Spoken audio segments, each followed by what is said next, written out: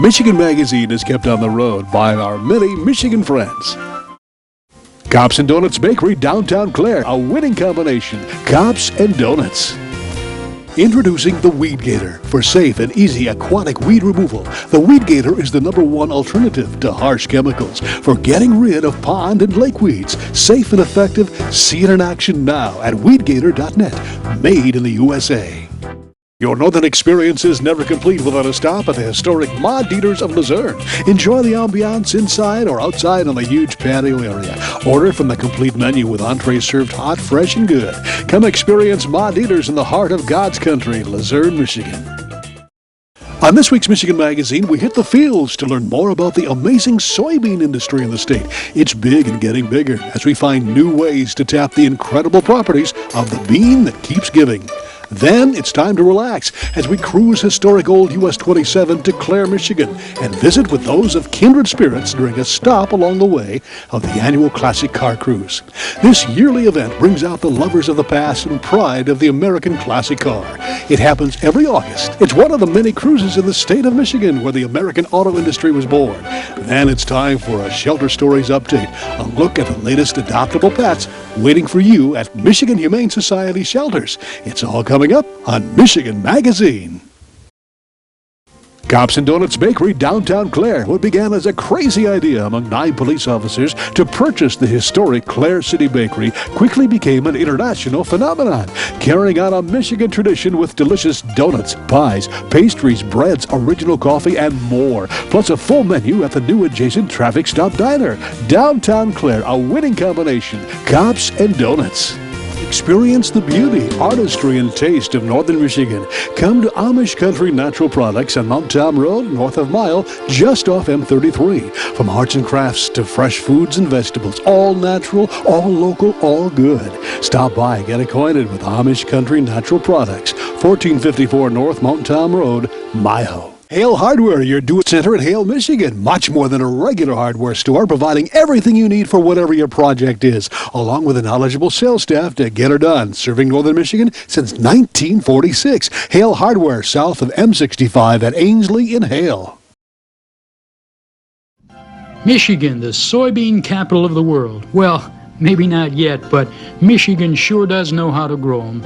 Just ask Gail Fromm of the Michigan Soybean office located in Frankenmuth. We find ourselves here today at the soybean office here in Michigan, in Frankenmuth, Michigan, and we're talking to Gail Fromm. And Gail, what do you do at the soybean office in Frankenmuth? Thank you for having me here today with you. We are an office that represents all of Michigan soybean farmers, and we work both in state and nationally, and we promote soybeans for the farmers. All right, soybeans. I don't know if people know that Michigan is that well known for soybeans. Is that right? Absolutely. We are about the 10th largest soybean producing state, and soybeans are our second largest row crop commodity in the state. Wow, soybeans. What do we do with soybeans? What are soybeans used for? Well, many of your viewers have probably heard of good old Henry Ford. He was one of the first pioneers of soybeans back in the earlier 1900s and did a lot of research on soybeans. And soybeans can be used anything from edible uses to what we more commonly refer as new uses or technical uses of soybeans. Okay. What are some of the things that Henry Ford did with that? He used it for... He did. He did both the new uses and the food uses. He actually commissioned his personal pastry chef to come up with recipes and menus, and he put on dinner programs and so forth with food items that contain soybeans. All right. As far as the the technical uses, he made plastics and paints, plastics for his cars, his automobiles, and he would take an axe to them to show their resiliency and their strength, and the paints made of soybean oil. So he definitely had a focus, a vision on what soybeans can be used for. There was oils that were made into diesel fuel that came from vegetable crops such as peanuts, the peanut oil and so forth. Most recently, soybean farmers nationwide have invested millions of dollars in research and promotion and education of soy-based biodiesel fuels. All right. How does the soybean industry affect the economy here in Michigan? Well, we raise roughly 2 million acres of soybeans here in the state.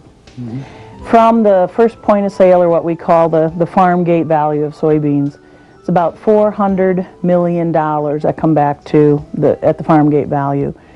Ultimately, when you turn those beans around and they're resold and used for edible uses or animal feeds or other new uses, it's about $800 million that come back to the state's economy. Really?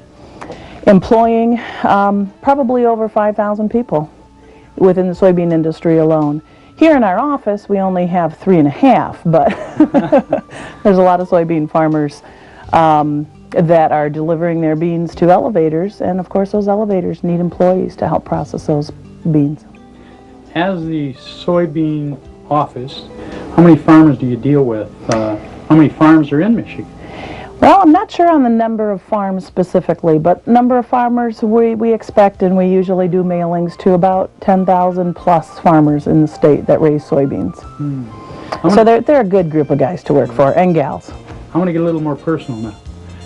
How long ago did you start with the office here, and what do you do here? Well, I started here almost 17 years ago, and I started out part-time as I was still going to college, and I actually grew up on a farm in Saginaw County, and we raised sugar beets and soybeans and corn and some of these things, and we loved soybeans because it was one of the crops we didn't have to hoe.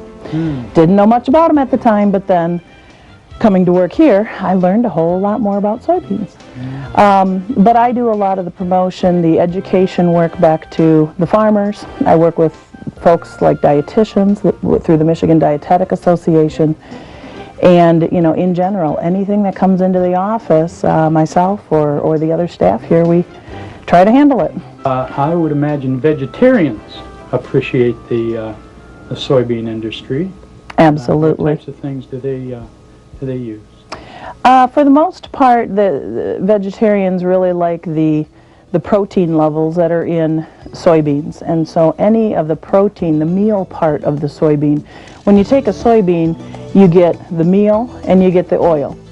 So it's not typically consumed as a whole bean, although that is a wonderful way to eat it as well. You can eat the green soybeans, which are about 80% mature from the field, and they're more commonly known as sweet beans or edamames or just the green soybeans. They come in different packages at the grocery stores. But that's a great way to eat them. You can eat the dried brown bean. You can cook it up, and there's recipe books available at websites such as michigansoybean.org that folks can go to and find out more about what can be done with soybeans. And then from tofu to the textured vegetable proteins that are available, that can be used in like crumbles, like for spaghettis or for chilies and so forth. And pasta itself can be made from soy. So there's just a whole variety, including the soy milks and roasted soy nuts, one of my personal favorites. Now, I know that there's a lot of interest in that. I'm just wondering how many people are going to want to know what the process is for growing soybeans and where they go after they grow them. What do they do with them? Where do they put them? Well, obviously, to grow a soybean, you need a little bit of acreage to put soybeans in. So for the most part, I don't know that folks would go out and purchase harvesting equipment and planting equipment, but certainly there's farmers out there that obviously do that and are set up to do that right now. For the most part in America, about half of all the soybeans that are grown are exported to other countries. We do work with some international marketing projects as well to promote soybeans in other countries, especially some of the underprivileged countries, that we can help them increase their level of living by giving them a high protein food source. So we are working with a program called WISH, the World Initiative for Soy and Human Health, to get some soy into those underprivileged countries. The other 50% roughly of soybeans stay within the United States, make different food products, make things such as plastics, different items such as soy biodiesel fuel. That is a big program that we've been working on the last number of years to promote one of many uses for soybeans here in Michigan and across the nation.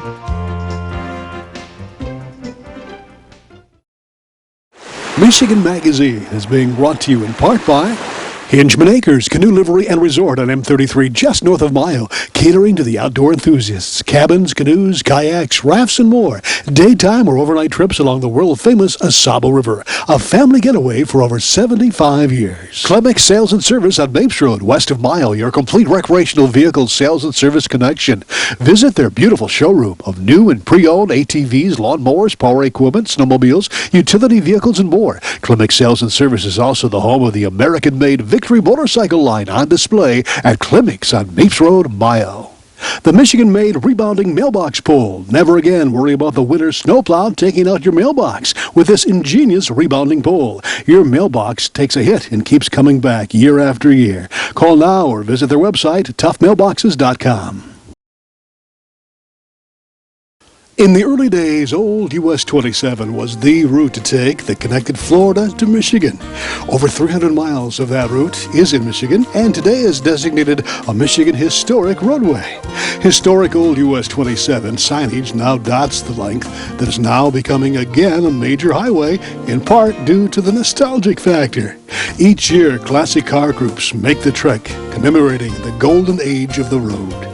One such group is known as the Historic Motor Tour from Coldwater to Sheboygan, which actually begins collecting classic cars members south of the Michigan border.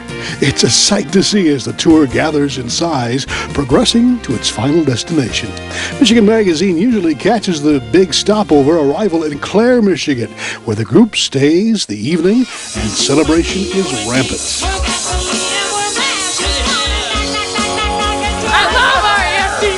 Hundreds of cars park on Main Street, overflowing into municipal and private parking lots. There's plenty of fun, food, live music, dancing, and close inspection of those classic cars. To handle the onslaught of this amount of vehicles takes coordination and cooperation of local authorities and the drivers to see there are no major hang-ups to their arrival. And as usual, arrival and parking are flawless. Let's step back in time for the next few minutes to take in the marvelous coordination and display of days gone by on Main Street in Clare, when in its day, US 27 was the way.